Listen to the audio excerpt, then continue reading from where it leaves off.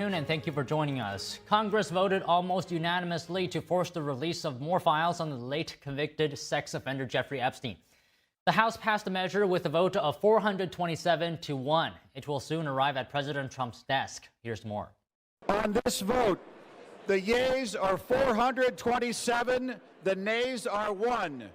2/3 being in the affirmative, the rules are suspended, the bill is passed, and without objection, the motion to reconsider is laid on the table.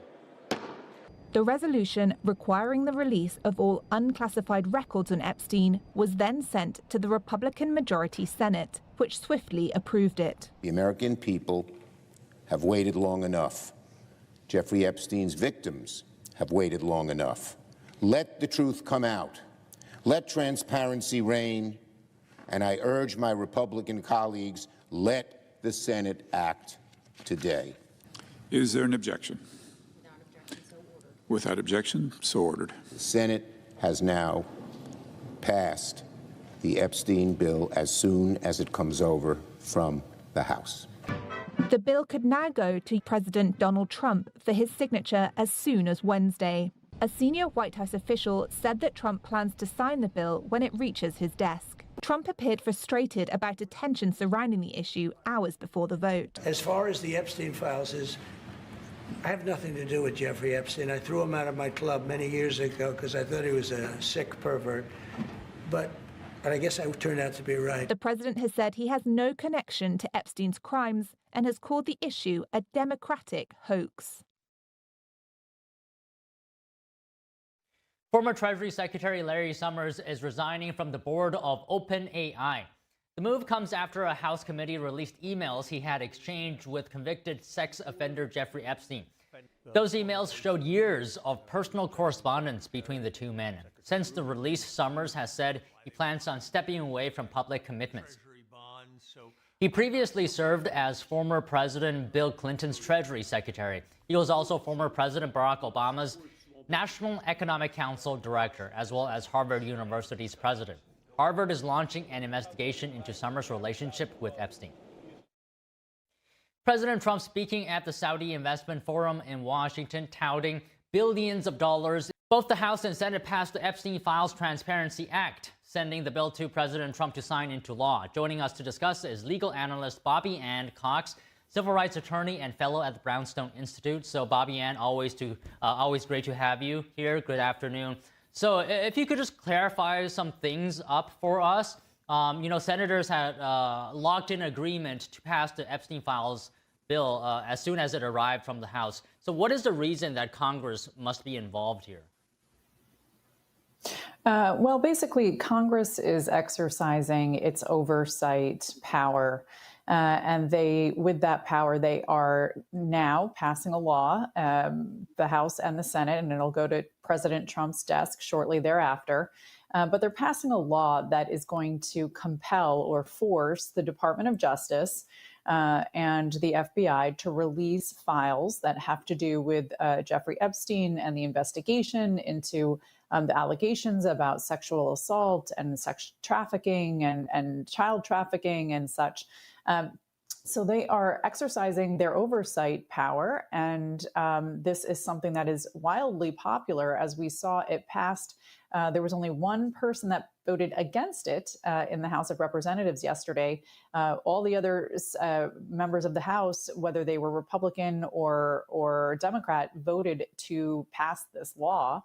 And then the Senate, before the law even arrived the bill even arrived into the Senate agreed unanimously. So that's all the senators, whether they were Democrat or Republican, decided that they were going to vote in favor of this bill as soon as it came into the Senate. So effectively, it has passed both the Senate and the House of Representatives.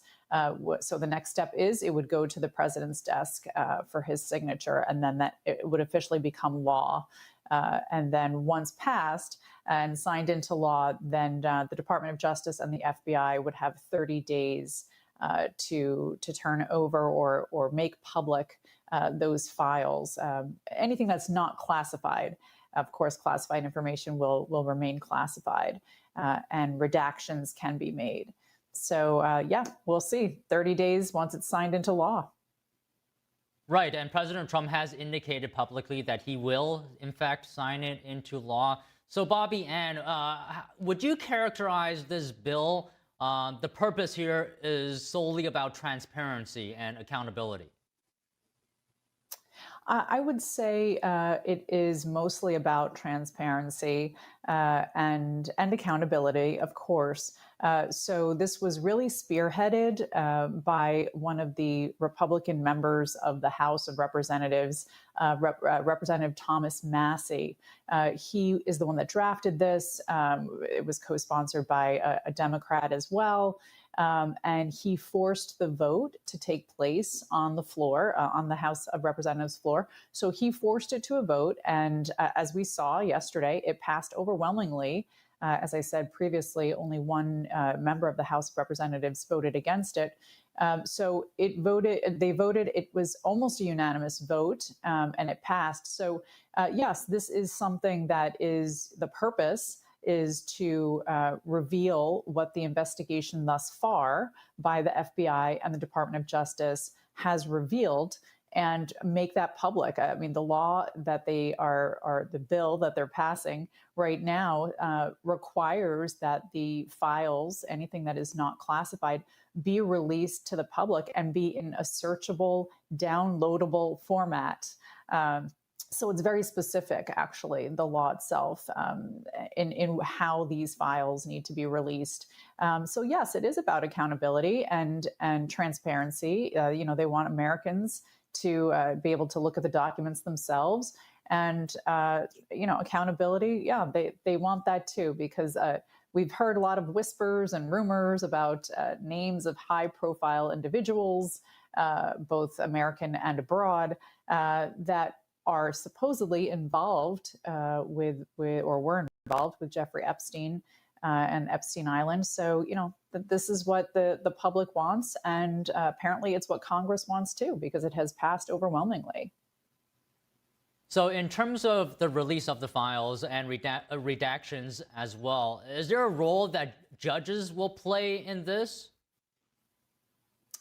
Well, at this point, there aren't judges involved. Right now, we're dealing with the other two branches of government. We're dealing with Congress, which is the legislative branch, and we're dealing with the president and the executive branch. That's the Department of Justice and the FBI both sit in the executive branch under the president. So we're dealing with those two branches of government right now. The courts are not involved in this specific issue at this point. So as far as redactions are concerned, that would be something that either the Department of Justice or the FBI could do. The law does have a provision that says that, sensitive information, for example, sensitive information about any of the victims would be redacted or can be redacted by the Department of Justice or the FBI prior to releasing the information to the public. And obviously that is for, we want to protect those people and their names and their private information, especially if these, alleged sexual assaults happened when they were children. So that is very important. So there will be redactions, I'm sure, and the law has provided for that. So we'll see what comes out. If the president does sign this into law, in 30 days' time, we'll see what comes out and what is redacted. So, Bobby Ann, what do you think might happen after those 30 days when we see the files? Could the materials potentially support civil action, new ones?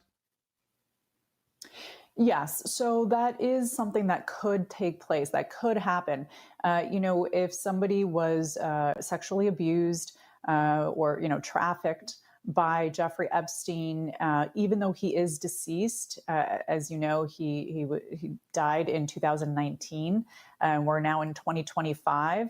So, 6 years later, you can, as a victim, you can still sue the estate of the deceased person. However, you do have to be careful because, you do have statute of limitations that could come into play. And every state is somewhat different in their statute of limitations on how long after a sexual assault occurs that you can file a civil lawsuit against that person or their estate. And and then at the federal level, there wouldn't be a statute of limitations, but you have to have a private right of action. So it is a little bit tricky because of the statute of limitations, and it depends on the date of death of the accused and the age of the victim. So there are different things that go into that equation. But ultimately, if all things fall into place, then yeah, we could see some civil lawsuits come out of this once the information and the files are made public. But there was a compensation fund that was set up by Jeffrey Epstein's estate, and that ran from 2020 to 2021.